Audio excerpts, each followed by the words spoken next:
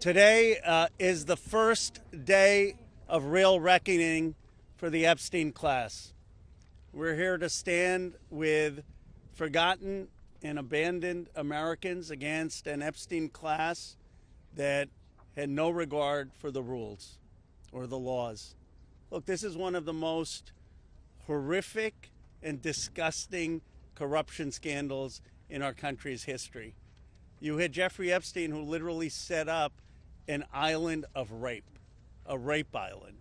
And you had rich and powerful men, some of the richest people in the world, who thought that they could hang out with bankers, buy off politicians, and abuse and rape America's girls with no consequence.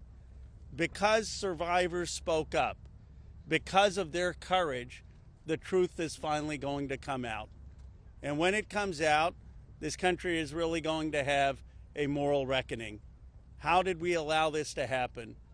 There should be no buildings named after people in this Epstein class. There should be no scholarships named after them. They shouldn't be enjoying the perks of being affiliated with corporations or universities or writing op-eds or being lionized.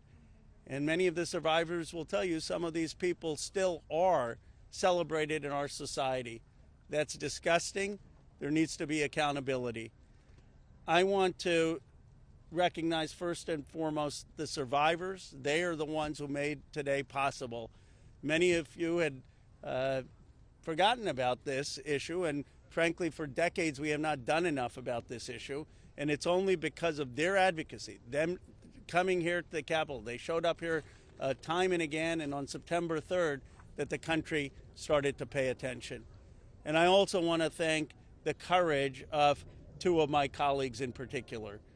Both of them have suffered, as you know, extraordinary political consequences for what they did. One, my colleague, Congressman Thomas Massie. This would not have been possible if he hadn't led the discharge petition that got 218 signatures and is going to force a vote in the House of Representatives. And this would not have certainly been possible if it were not for the courage of Marjorie Taylor Green. She signed the petition, and I would keep texting Thomas, is she going to drop off? Is she going to drop off? Because there was so much pressure against us, so much attacks against her. But she stood with the survivors. For Thomas or me, this has never been political. This is not about questions of Trump or Biden. This is a question of doing the right thing for survivors. We're going to get a vote today. I expect an overwhelming vote in the House of Representatives, and I don't want the D.C. swamp playing any games. They need to pass this in the Senate, and they should not amend it. President Trump has said he would sign the Epstein Transparency Act. It's going to get overwhelming support in the House. It should go straight to the Senate, and it should be signed. No amendments, no adding loopholes. Justice is long overdue. And I want to hand it over to my colleague, Representative Thomas Massie. I want to start by thanking the survivors. I mean, they're giving everybody hope in this country. There are survivors of other sex crimes in this country wondering if they should come forward. They're clouded with shame and concerned that law enforcement will do nothing. And these survivors have stepped forth, taking that same risk, worried that they will be defamed themselves. They have been defamed for stepping forward, but we're going to get justice for them. That's going to happen today in the People's House.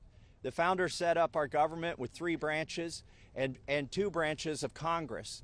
And I don't think it's any coincidence that this fight is being started and it's being won in the House of Representatives. I have people, other survivors of other sex crimes, who come to me and say, thank you. You give me hope. You give us hope. There is hope here. We fought the president, the attorney general, the FBI director, the Speaker of the House, and the vice president to get this win. But they're on our side today, though. So let's give them some credit as well. They are finally on the side of justice.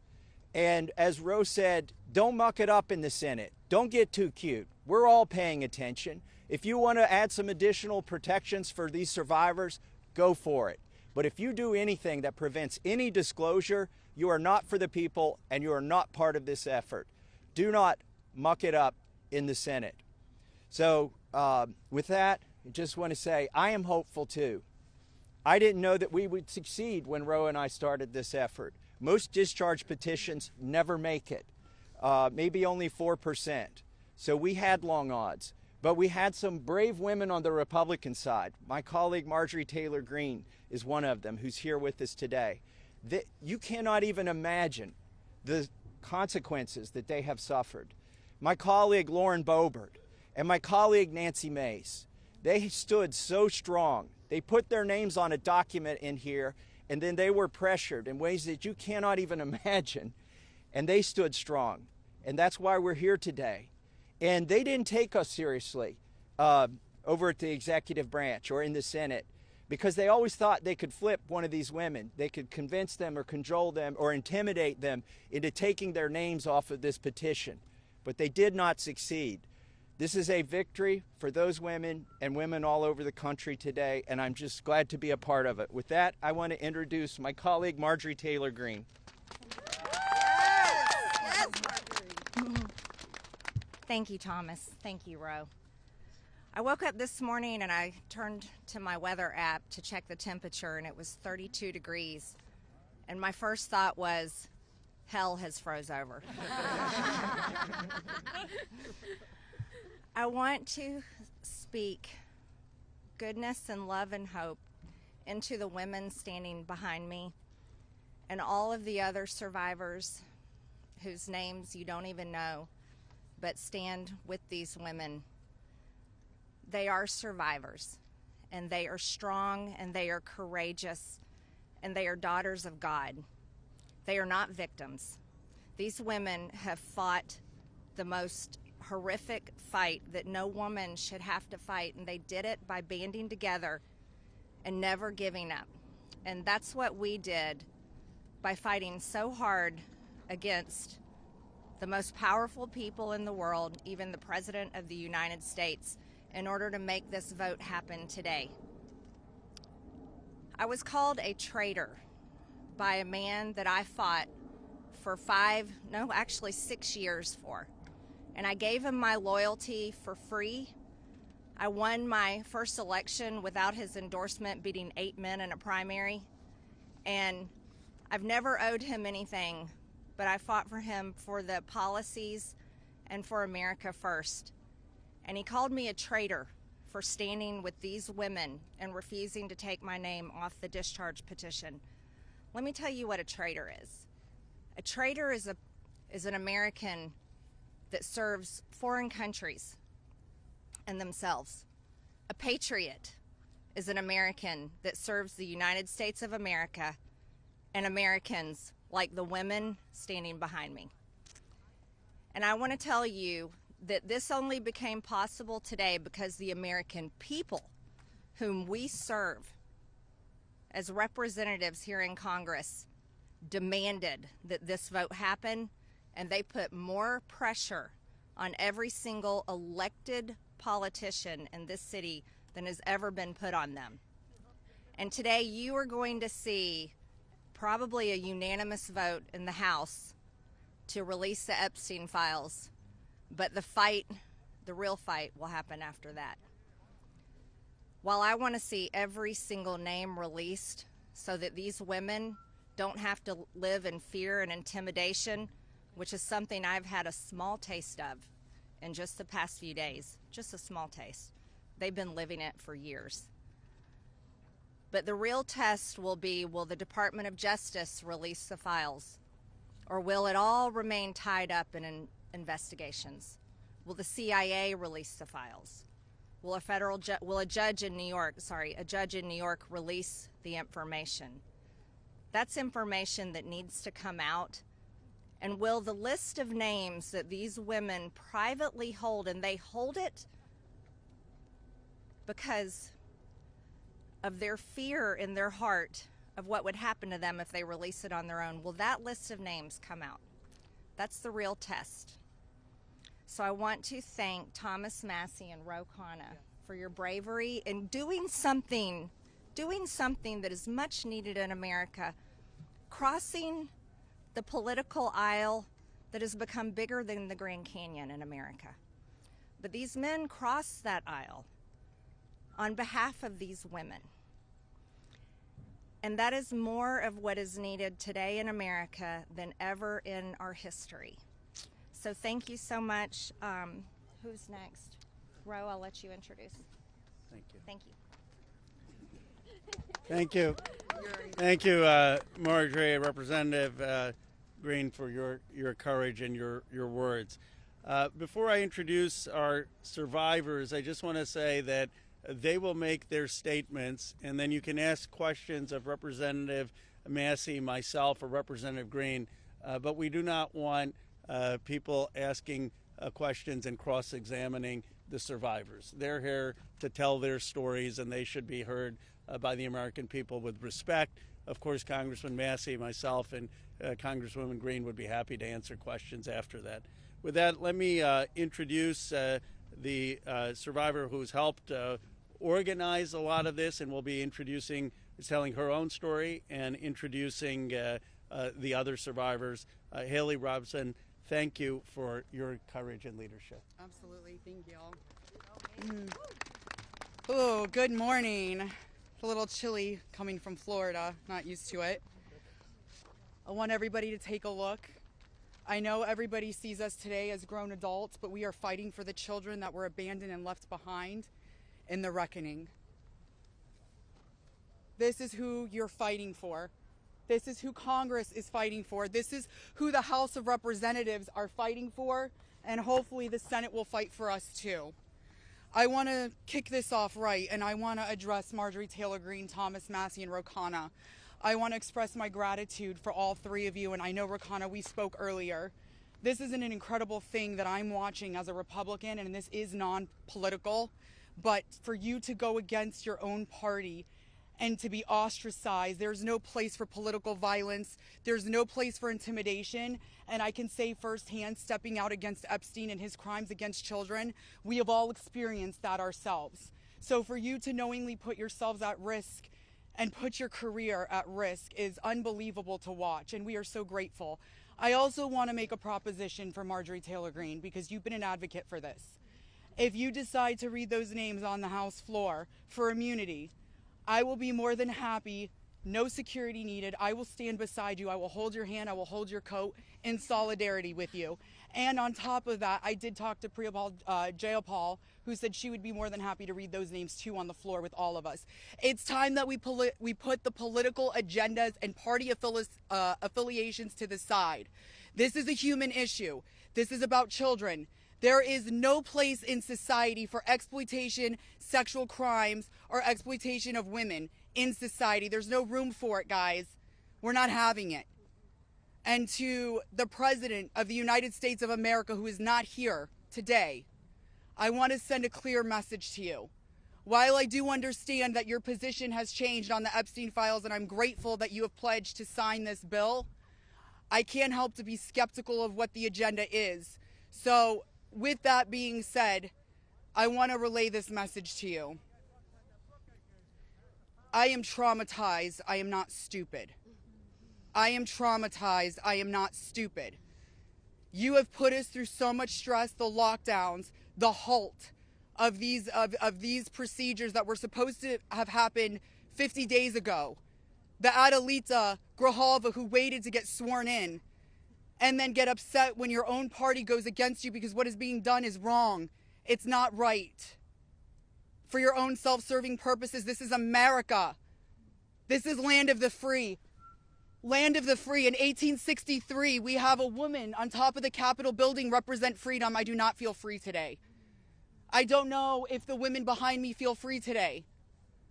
So I am begging every member of Congress, every representative, to step up and choose the chaos, choose the survivors, choose the children, protect the children. All children, you protect all of us equally. Thank you very much for your time. Following that, Lisa Phillips will be the next survivor.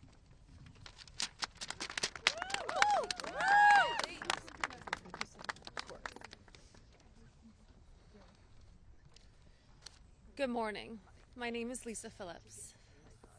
It's an honor to stand here again for something America is finally united on: the immediate release of the entire Epstein files. In a divided nation, this is one demand we all share. Last time I stood here, I made a promise to all survivors watching. If those in power refused to release the truth, we would start uncovering it ourselves. For anyone who doubted that, that moment has already arrived. Since that day, more survivors across the country and around the world have reached out: text, emails, DMs, firsthand accounts, and evidence. Many are women who were abused or trafficked through the international modeling pipeline Epstein built, promising visas, apartments, opportunities, futures, while exploiting their dreams for abuse. Most are still terrified to speak publicly because the men involved are powerful. They're connected, and as we know, they're protected. For too long, survivors have watched others speak for us. And while we are grateful for our allies in Congress on both sides, we've realized something. This fight belongs to us. We lived it, and we know the truth. And we will not wait quietly for institutions to decide when we're allowed to speak. The survivors now coming forward have entrusted us with their stories. We are sharing that information with the proper authorities, and when it can safely be made public, it will be. So today, we are launching something historic: the first national, survivor-led political movement in America. Nonpartisan, laser-focused on exposing the systems, the loopholes, power structures, and silencing mechanisms that have protected predators for far too long. We are stepping directly into the halls of power, into the political arena. We will help rewrite laws that failed us and build protections for our nation's children together, targeted by sexual exploitation. Together, today, survivors begin our own fight, the survivor revolution. And we intend to change this nation for the better. If you're a survivor who wants to join us, please reach out. And to anyone who benefits from the current system, intentionally or not, remember this: alone, yes, we are afraid, but together, we are feared. Thank you. Good girl. Hello, everybody. I am Jenna Lisa Jones, and just as Haley, I would just like to give a little reminder that this was me at 14 years old. I was a child. I was in 9th grade. I was hopeful for life and what the future had held for me. He stole a lot from me at 14. So just a little reminder there for everybody. Sorry. So,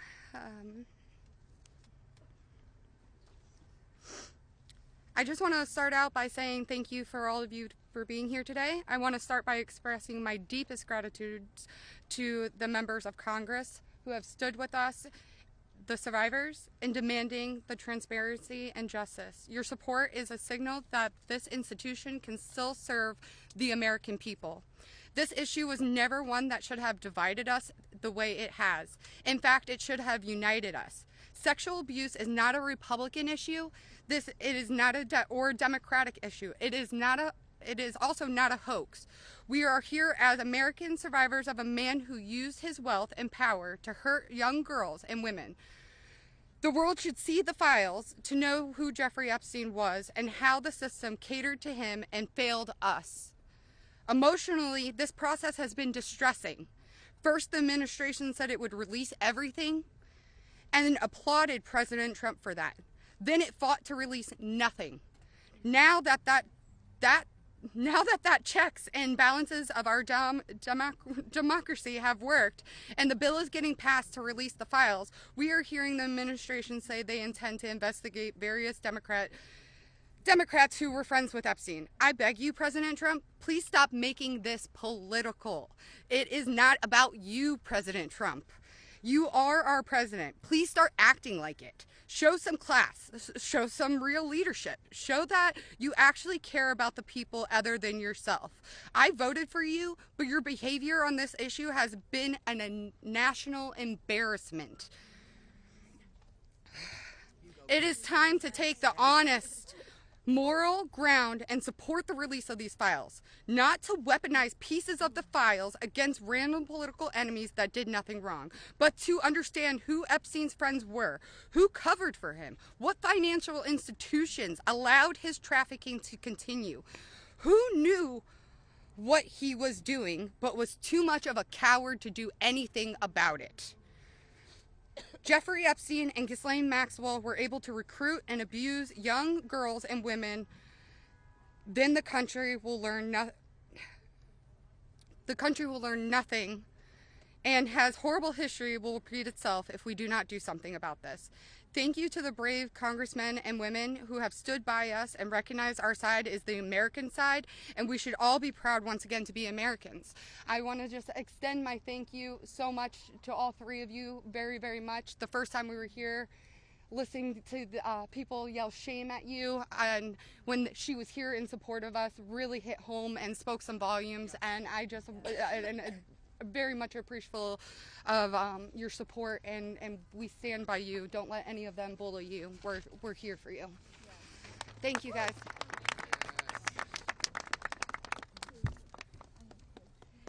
Wow.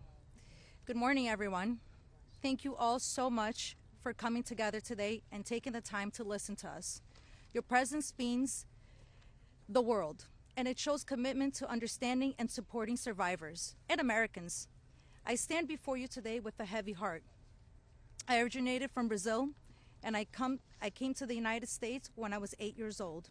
I was only 14 when I first encountered Jeffrey Epstein, and my daughter is now almost at that age. At 14, the only things she should be concerned with are going to school, practicing at her cheerleading competitions, and enjoying her time with her friends and family.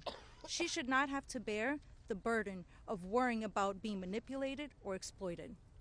At this age, she is still a child, and no child should ever have to face such threats.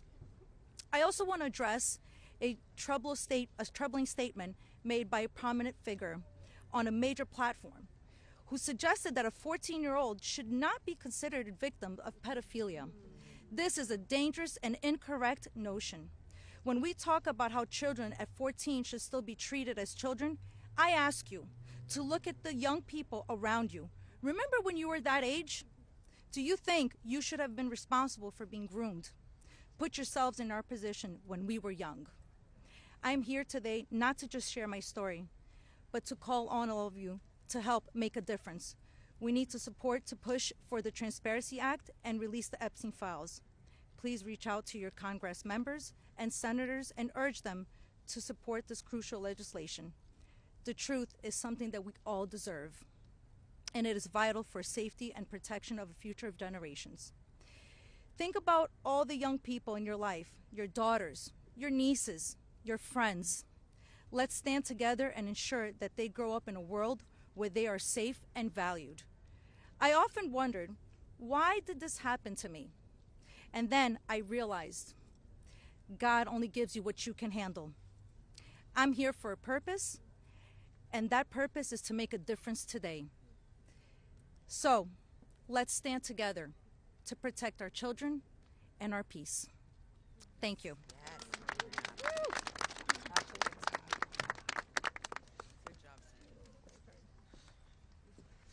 Good morning. I want to say a few things before I begin. My speech may not be great. It was thrown together last minute as I only came here, decided Friday, when one of us, who has spoken several times, decided she couldn't come because of the threats. She was too scared. So I want to say, when you threaten one of us, you're threatening all of us. Yep. We are together now, and that's never going to change. This is me At 16, when I met Jeffrey Epstein. Now I'll start.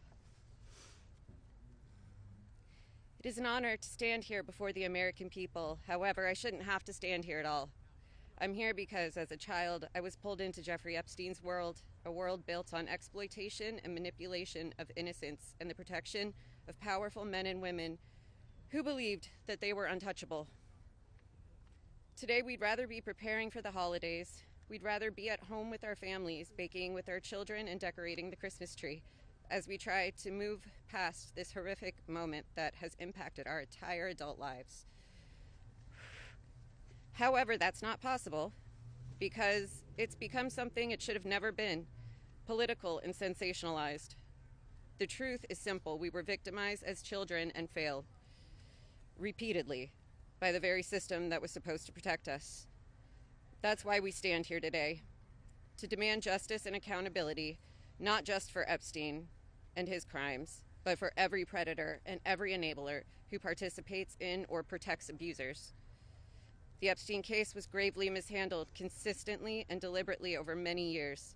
Epstein could have been stopped decades ago, but instead he was able to continue his abuse, even during his sweetheart deal, yes, with his ankle monitor on and beyond. A deal that protected him and silenced us. While I was a child fighting to survive what happened to us, federal prosecutors were negotiating ways to shield powerful adults. And the failures didn't stop there. Our civil cases were met with hostile judges and delay tactics, intimidation, and PR campaigns designed to smear us in the public eye. We were treated as problems to be managed instead of victims to be protected.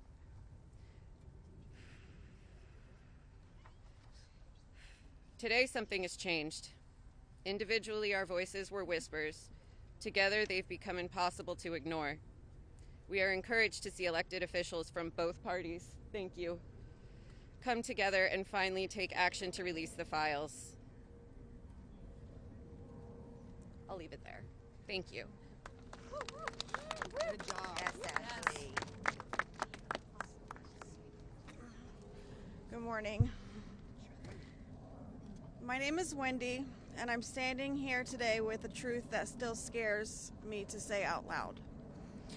I'm going to put this down because I can't hold both, as you guys saw, but that was me when I was 14 when I met Jeffrey Epstein. None of us here signed up for this political warfare. We never asked to be dragged into battles between people who never protected us in the first place. We are exhausted from surviving the trauma and then surviving the politics that swirl around it. When survivors travel to speak, to advocate, to stand for the truth, we do it with our own money, from our own pockets, carrying our own fear, shaking in our own bodies. There is no team, there is no paycheck. It's just us hoping our voices make a difference. And it puts a pit right in your stomach because you know you're standing on the right side of history. Yes. But standing on the right side of history is not a comfortable place to be. Yep. It never has been. And in a sick, heartbreaking way, it's an honor to show up, an honor to speak here, and an honor to stand in light when the world tried to keep us in the dark. And what keeps me standing is, even with all this fear, I have a 14-year-old daughter myself, the same age I was. And when I look at her, I see the little girl I used to be, the one that no one protected. My greatest fear in this entire world is history repeating itself. And I will do anything, absolutely anything, to make sure that she has to never be one of these girls standing in front of a crowd like this today in her life. So today, from the safest and bravest places inside myself, I am asking Congress, please pass the bill. Please release the records. Stop making survivors fight alone for the truth that should have protected us in the first place. To the representatives that support us, thank you. Thank you for standing beside survivors so we don't have to face this fear alone. Thank you for choosing what is right over what is easy. And every survivor who is scared right now, your fear is real. Your courage is real, and even though we're terrified, we keep showing up. Because someone has to tell the truth. Someone has to protect these children. We deserve safety then, we deserve it now. And we are done being afraid so others can stay comfortable. So with that, I want to say thank you guys for having us. And I just hope that people can remember that as survivors, our story never leaves us, but the choice that you make to pass this bill, your career is in front of you, and that choice will follow you. Everybody will know. So, thank you. Good job. Well said, You're incredible. Hello, everybody. My name is Danny Bensky. This was me at 17 years old.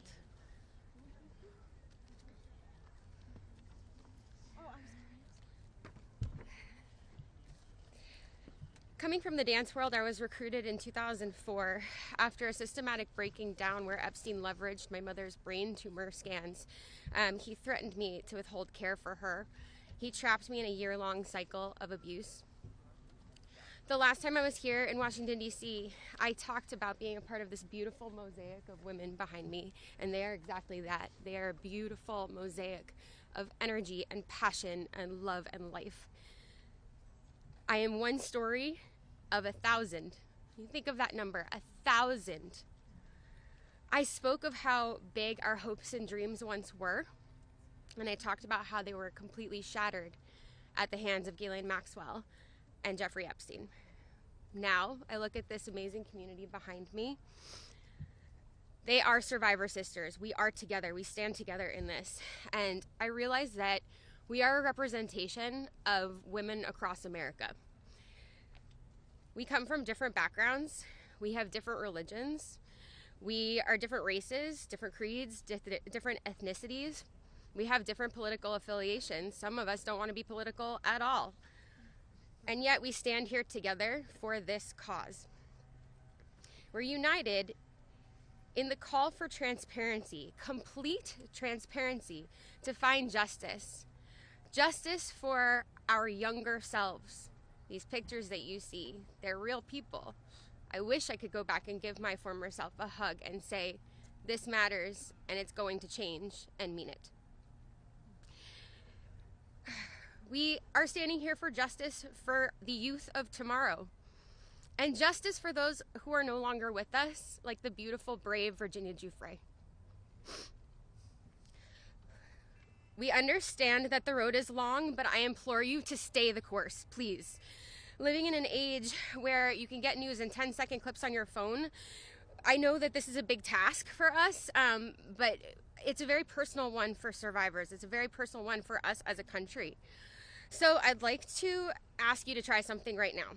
I'd like everybody to close their eyes or soften their gaze just for a moment, and I want everybody to think of a child that is close to them between the ages of 14 and 18 years old. It could be your daughter, it could be your niece, it could be a friend's kids, it could be you at a former age, it could be your mother at that age. But really envision that for a second, 14 to 18 years old. Once you think of that person, I want you to think about what they feel like. What is their energy? What do they smell like? What sound do they make when they laugh? Really think about that child just for a moment. Now I want you to picture a pair of giant looming wooden doors and an overbearing marble landing. Those are the doors to Jeffrey Epstein's house. Do you allow that child to enter or not? If the answer is yes, you would allow entrance. You stand with predators. If the answer is no, then congratulations, you're on the right side of justice. Now you have homework. I am calling for the American people. You have homework. Call your congressional leaders. Call your senators. Please support this bill. Let's get it all released. Thank you very much.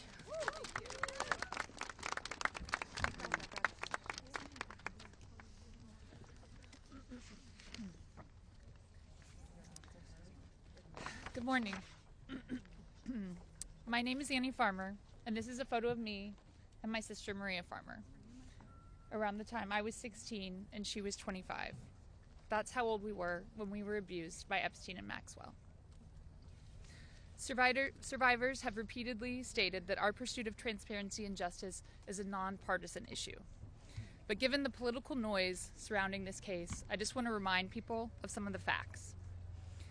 In 1996, when my sister, Maria, bravely blew the whistle on this group by reporting to the FBI what Epstein and Maxwell did to both of us, they hung up on the phone on her, and there was no follow-up of any kind. Bill Clinton was president. In 2006, the FBI came to us, finally interviewed us, and asked us both to be witnesses against Epstein. We were very anxious, but we agreed. And then we didn't hear back from them due to their infamous sweetheart deal. George W. Bush was president.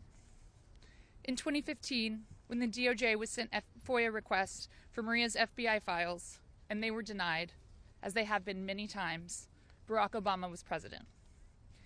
In 2019, when Epstein died in prison due to either negligence or foul play, Donald Trump was president. In 2023, Maria's attorneys sent a letter on her behalf to the government, requesting an investigation into the repeated law enforcement failures in this case, similar to what was done in the case of Larry Nassar. They declined to do so. Consequently, my sister filed notice that she would be suing the government for failing to uphold its legal, ethical, and moral duties in this case. Joe Biden was president. This year, after campaigning on a pledge to finally release the files, under Trump's second presidency, the DOJ announced they were closing the investigation into Epstein's co-conspirators, and then transferred Ghislaine Maxwell into a prison camp, where it is well documented that she is receiving special treatment. This is not an issue of a few corrupt Democrats or a few corrupt Republicans. This is a case of institutional betrayal. Because these crimes were not properly investigated, so many more girls and women were harmed. My sister, because of her bravery, was repeatedly threatened and lived in fear, with dire consequences for her health and her career. 30 years later, even as oceans of allegations and obvious truths have emerged, the government has still not chosen transparency. This is why we have all come together as one united voice to demand the release of all the Epstein files and to finally bring the truth out of the shadows. Yes.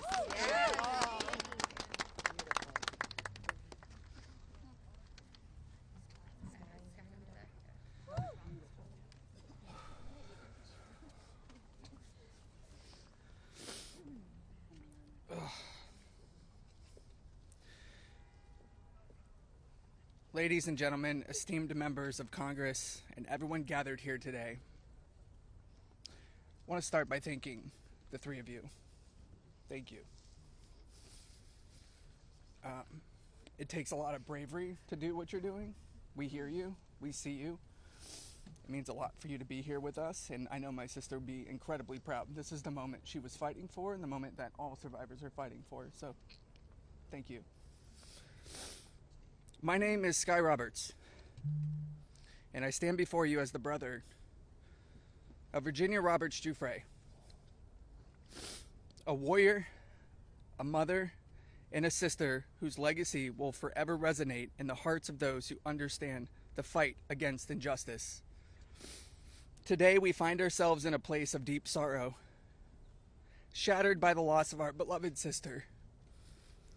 Yet, we are honored and privileged to carry her voice forward and continue her relentless fight alongside her fellow survivor sisters.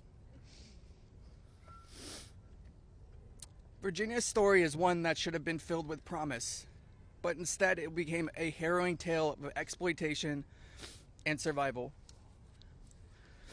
At just 16 years old, she took a job at Mar-a-Lago, believing she had secured a dream summer position. But that dream quickly morphed into a nightmare when Ghislaine Maxwell preyed upon her innocence. This isn't just a story of one girl. It's a story about the insidious nature of power and abuse, a dark chapter in our society that must be told. Virginia was no stranger to trauma. In her memoir, Nobody's Girl, she shares the painful truth that she had already suffered abuse at the hands of our father, and a family friend. But what happened next was unfathomable. Epstein and Maxwell didn't just abuse her, they trafficked her to a network of the rich and powerful. Princes, prime ministers, politicians, financiers, and lawyers. These men committed unspeakable acts against her will, and against the will of countless survivors who stand united with us today. Virginia's strength was tested in many ways that most of us can hardly imagine. She was manipulated, coerced, and threatened, forced into complicity in her own devastation. She often spoke of psychological scars that ran deeper than the physical ones. From the start, she wrote, "They manipulated me into participating in behaviors that ate away at me, eroding my ability to comprehend reality and preventing me from defending myself. The most destructive wound they inflicted was that of forced complicity, a betrayal of self that was crafted by her abusers. But I stand here today to declare that their tactics of fear and intimidation did not work. Virginia's spirit could not be broken. She became a beacon of hope, a warrior, fighting not just for herself, but for every survivor who suffered in silence. She said, "I felt it was my duty to stand up to predators like Epstein and Maxwell. I would put my neck on the line to make sure my daughter never has to go through what I had to endure." These survivors, like Virginia, have transformed into mothers and strong women, fierce in the face of adversity. Many of them have daughters the same age they were when they faced their own abuse. They are determined to break the cycle, to shatter the silence that has kept so many in the shadows. Virginia quoted in her memoir, "There I was, as the mother of 3 children. I felt it was my duty to stand up to predators like Epstein and Maxwell. I mentioned to Ellie in particular, her daughter, I would put my neck on the line to make sure she never has to go through what I had to go through. I said, joining Edward's CVRA case, what I would want somebody to do for my daughter or sister and friend. In the end, I said, I was just trying to do the right thing. That's what I felt like I'm doing," I said. "I'm making a small dent in this big world we live in."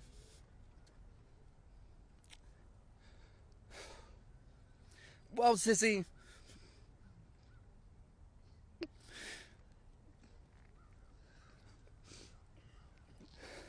you didn't just make a small dent.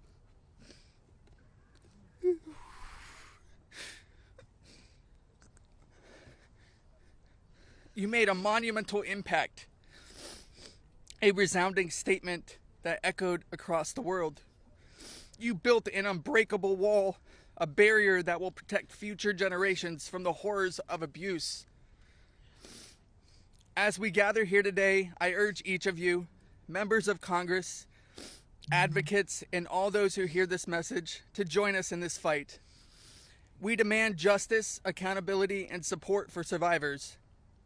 And we keep getting asked this: what does justice mean, you ask? It starts with acknowledgement. That's the first step. Acknowledge in the face of survivors that this happened and that this is true. Your vote carries that weight. My sister is not a political tool for you to use. These survivors are not political tools for you to use. These are real stories, real trauma, and it's time for you to stop just talking about it and act. Vote yes.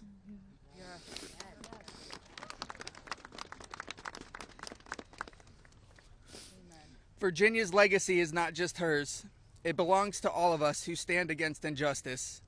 Together, we will ensure that the voices of survivors are heard, that the truth prevails, and that the horrors of the past are never repeated. Thank you. Thank you for listening, and thank you for standing with us. Together, we will not let Virginia's fight be in vain. Together, we will not let the predators win. Together, we will be the change this world desperately needs. Yeah. Thank you.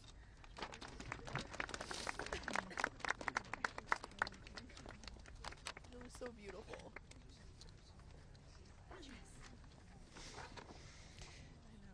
This is me when I met Jeffrey Epstein in 1991. I always share the date when I talk about my story because people rarely acknowledge how long this has actually been going on. And for too long, truth has been buried, survivors have been silenced, and powerful people have been protected. And today we stand in a moment that will decide whether our government still belongs to the American people or to those who prey on them. Because when mountains of evidence and decades of victim reports across 5 administrations still lead to sweetheart deals or no prosecution at all, this isn't just one case gone wrong. It's an institutional failure on a historic scale, and every member of Congress and this administration must answer for that failure. Millions of sexual abuse survivors know the pain of speaking up and watching the institutions that are meant to protect them look away. We're not alone in this. Epstein may be the headline, but the betrayal reaches every corner of our country. And if our justice system can collapse this completely for so long, then Congress cannot pretend that the system is working. Not for us, and not for the generations that will live with the consequences of what they choose now. One long overdue step towards repairing this damage is the Epstein Files Transparency Act. Because without transparency, there's no accountability. Without accountability, there is no justice. And without justice, democracy dies. Yeah. So representatives, you have a choice to show millions of Americans whether you stand with us or with the powerful predators that are counting on your complicity. Thank you. Yeah, good job.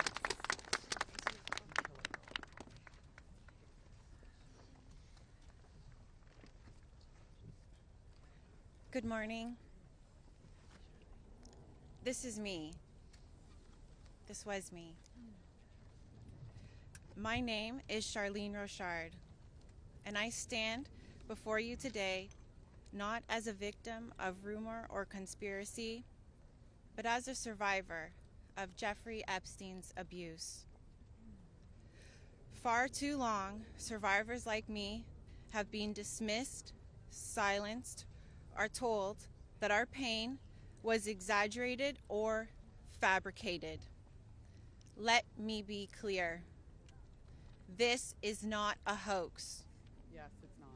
What we endured was real, and it has scarred lives across 5 presidential administrations. The truth has been buried in sealed files and hidden records for far too long. The Epstein Files Transparency Act is not just about survivors.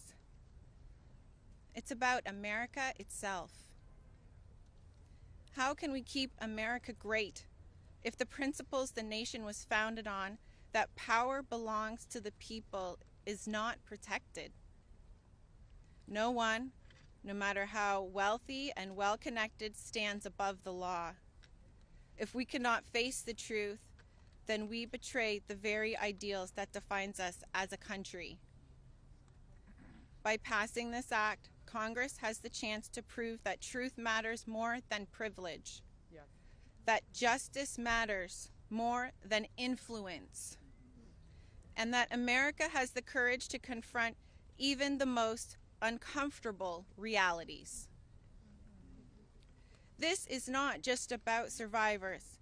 It's about every American who believes in accountability, fairness, and the promise of justice. I stand here today not only for myself, but for every survivor of Jeffrey Epstein's abuse who has carried this burden in silence, and for every citizen who believes that justice delayed is justice denied. Yes. I want to thank Representatives Ro Khanna and Thomas Massey for standing with us. Thank you. And I especially want to thank Representative Marjorie Taylor Green. Her unwavering support, her courage to stand with us and demand transparency gives us strength. Thank you. It shows that this fight for accountability is bigger than politics. It's about humanity, justice, and truth. This is about America's future. It's about whether we, the people, will be heard when we have the courage to stand for truth and justice. Our voices are real. Our pain is real. And our demand for justice will not be silenced. Thank you. Amen. Girl, Charlene. Hello. Good for you, girl. You did amazing.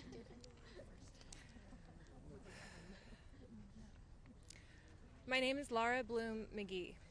This is my first time speaking publicly about my abuse. As a young woman in New York City, I was pursuing a modeling career and building a life of giving back through my philanthropic work. Instead, I was intentionally groomed and became part of an international model sex trafficking ring that was led by Jeffrey Epstein. I was sexually and mentally abused by Jeffrey Epstein. He used my dreams and vulnerabilities to silence me. Today, I am here to break that silence. Sex trafficking and sexual abuse are crimes against human beings, not political talking points. For too long, Epstein's abuse was an open secret, with his network remained protected. Evil thrives in darkness. We must shine a light on every corner where it hides. Nothing should be off limits in the search for truth. Please vote that everything in the files be released. Let investigations proceed without obstruction. Demand oversight and deliver justice. The government must never side with predators. I come as one survivor, but I stand here for everyone who prayed for me, who believed in me, and who hoped for me. To my fellow survivors, your courage brought me here. We are more than victims. We are mothers, daughters, sisters, friends. This is not a hoax, and we will not be erased. Shame on any elected official who obstructs truth and justice for the American people. Thank you. Amen, Laura. Yeah, girl. My name is Liz Stein. In 1994, I was a senior in college, just 21 years old. I had aspirations of attending law school after graduation, and it looked like I had a bright future ahead of me. 1994 was also the year I met Ghislaine Maxwell and Jeffrey Epstein. My involvement with them changed the trajectory of my entire life. The Epstein files are not about loyalty to any one political party. They're evidence of a crime. We stand here today, victims of the crime of sex trafficking. I'm here today speaking both for my 21-year-old self and for the countless number of people who have experienced sexual violence. When I am asked what I would tell my younger self if I could say something, I say that I would tell myself to tell someone. And if they don't listen, to tell someone else. And to just keep telling until someone listens. And even if nobody listens to you, you should be proud of yourself because you stood in your uncomfortable truth when others could not.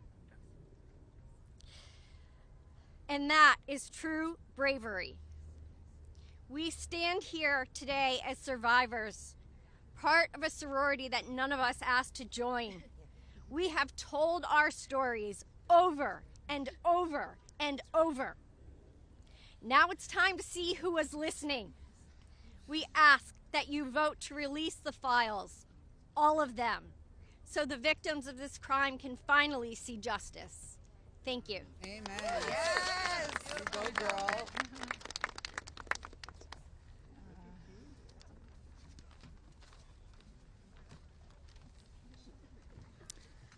Well, hello, everyone, and I want to first say thank you for your ongoing leadership.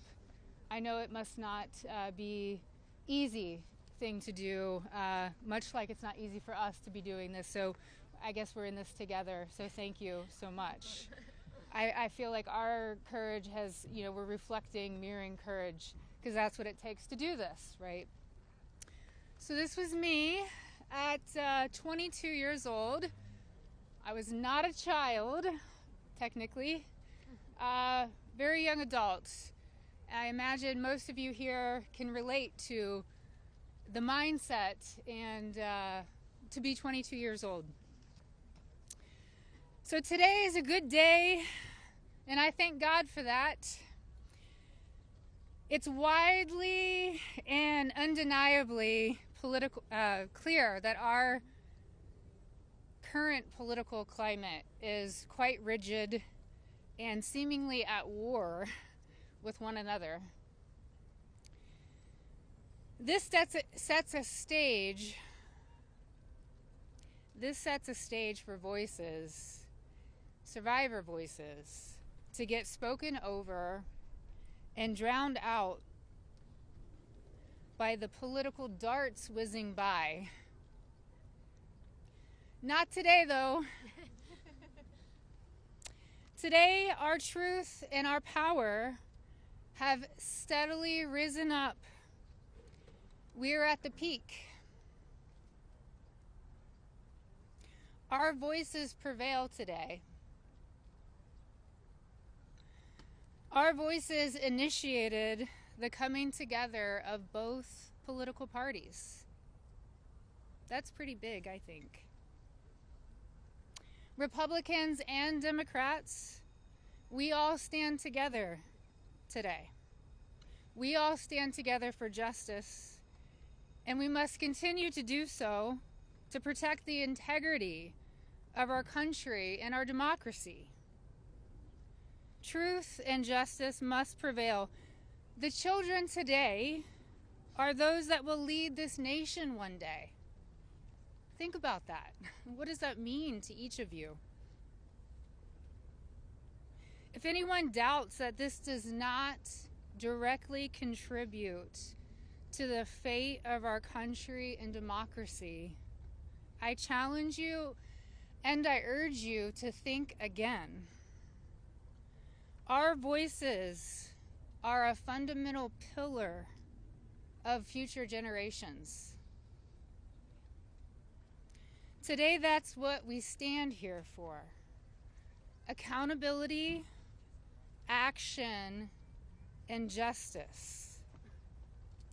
Let's get this vote done today. Let's send it through the Senate and straight to President Trump's desk for signing. I'd like to be there that day that he signs. I'm sure all of us would like to be there. Today is a good day, and let's keep moving forward. Thank you so much. I just want to give you a hug. Okay. Hey guys, we're actually pressed for time, so we are not going to be taking questions going further. I bring back Rokana. He's going to do our closing conversation and comments. Well, thank you, Hilly. Teresa is right. It's pretty big what the survivors have accomplished today. And I just want to say how eloquent, strong, and admirable they were. Let's give them a round of applause for their courage. Thomas and Marjorie and I will take a few questions from people who haven't. Yeah. Go ahead. Is basically right now calling on the Senate to make revisions to this bill because he says it doesn't adequately protect the survivors, the victims that are standing behind you. Your response to that? That's been a red herring all along. The survivors have always been in favor of this legislation, and there's a provision in there you can read if he would just read it that protects them. Now, if he wants to offer more protections in the Senate, that's fine with us, but here's the problem. Now we have to vote on it again in the House. And so, as you heard, justice delayed is justice denied. It could be just another delay tactic. But we want to... Is that what you think? That's the motivation from the I think the Speaker wants to save face. He's going to vote for a piece of legislation today that he's disparaged for 4 months. And however he needs to come on board, we want him on board. So we appreciate that. Did you want to? Go ahead. Go ahead.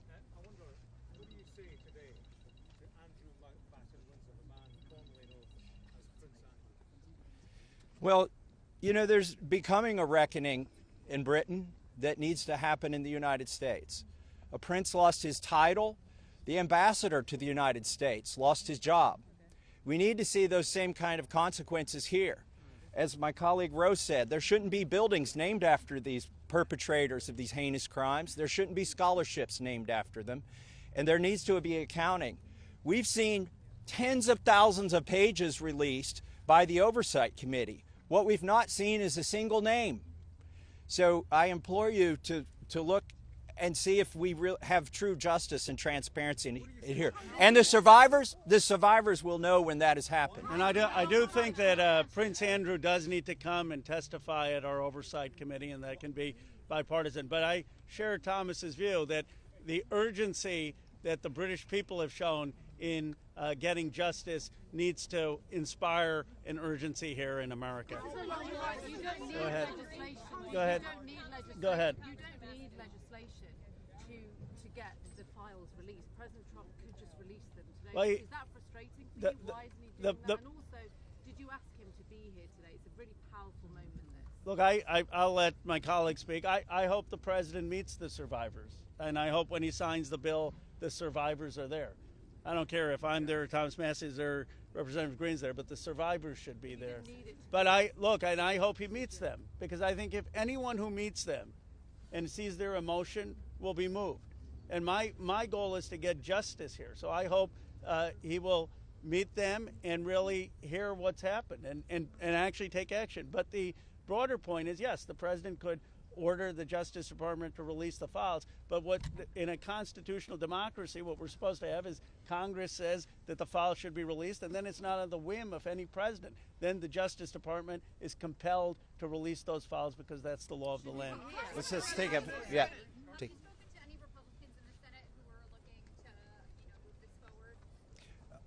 So Senator Merkley is a Democrat. He's led the exact same legislation that Roe and I introduced in the House. One Republican co-sponsored his bill yesterday, and I have spoken to at least one more who says they will co-sponsor. The important thing about the Senate is that they need not to muck this bill up. There's a lot of attention on here. We've needlessly spent 4 months dragging this out.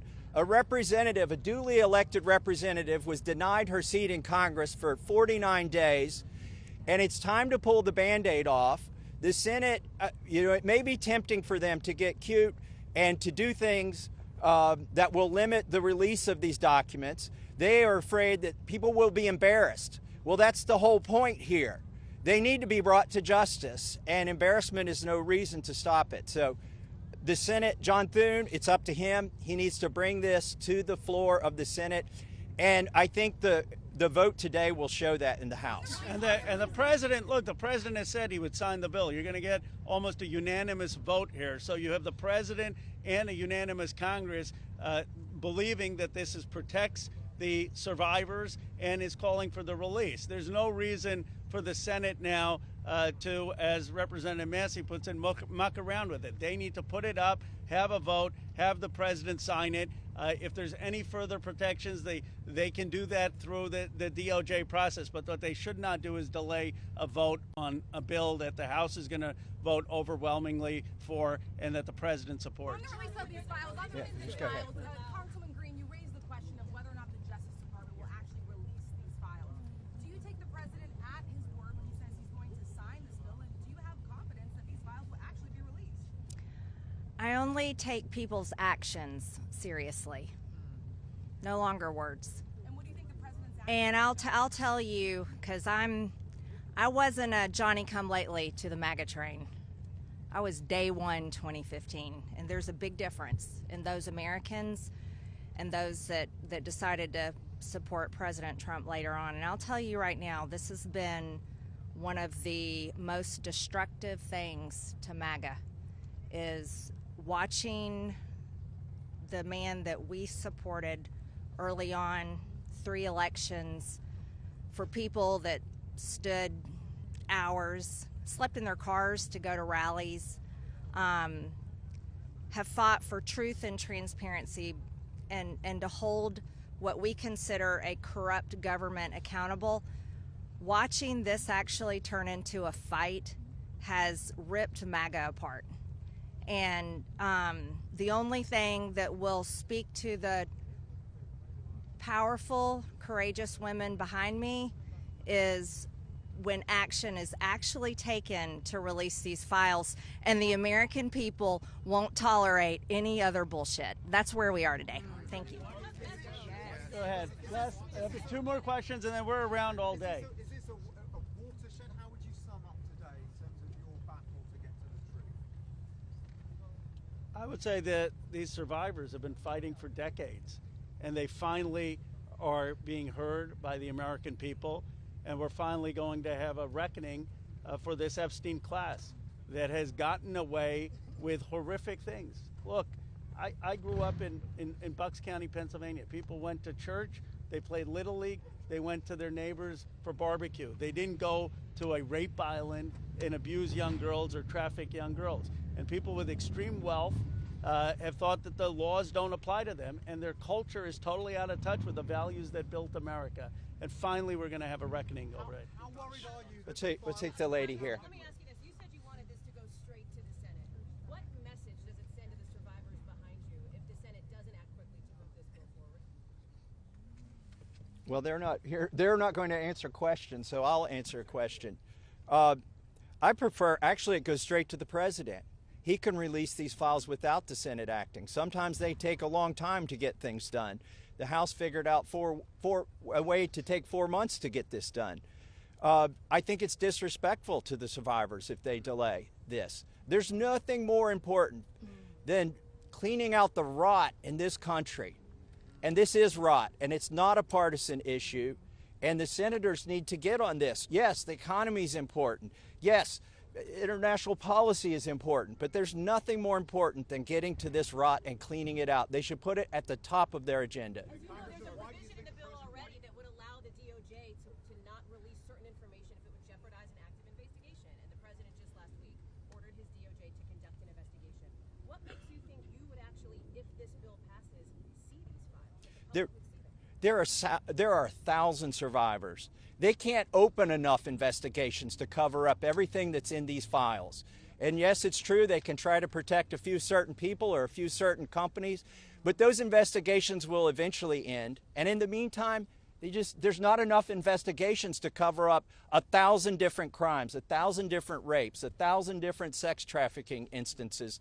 And this is not a moot point, even though they are doing that. And once this bill is signed into law, any career official at the DOJ or the FBI who does not comply with the law is at legal risk. It's no longer just up to the president. Look, we could have passed a simple resolution here in the House, and that would have been the end of it. Instead, we chose a very hard path, which is to get legislation, a law passed, which means it has to go through the House, the Senate, and be presented to the president. And that will have the force of law. They will be breaking the law if they do not release these files. Thank you very much. Last question, and then. Why do you think he has fought so hard? If he could do it now, why hasn't he done it? I believe he's trying to protect friends and donors. And by the way, these aren't necessarily Republicans. Once you get to $1 billion, you transcend parties. You just assume you can pay off whatever party is in charge of the White House, whatever party is in charge of the House of Representatives. And this is about those kinds of people. I think he's been trying to protect them. And I think it also incriminates our own government. This is a complete and total failure of the justice system, as the survivors have witnessed here today to us. It incriminates the FBI. It incriminates our intelligence agencies. It incriminates police departments in West Palm Beach. And that's what has been protected by this, either willfully or unknowingly, and it's time to end it. And I would agree with Representative Marjorie Taylor Green that what matters now is just the action. I don't speculate on what politicians' motives are or what's in their heart. The point is the American people have spoken, Congress has spoken, release the files. It's time for justice. Thank you very much. Thank you. Yes.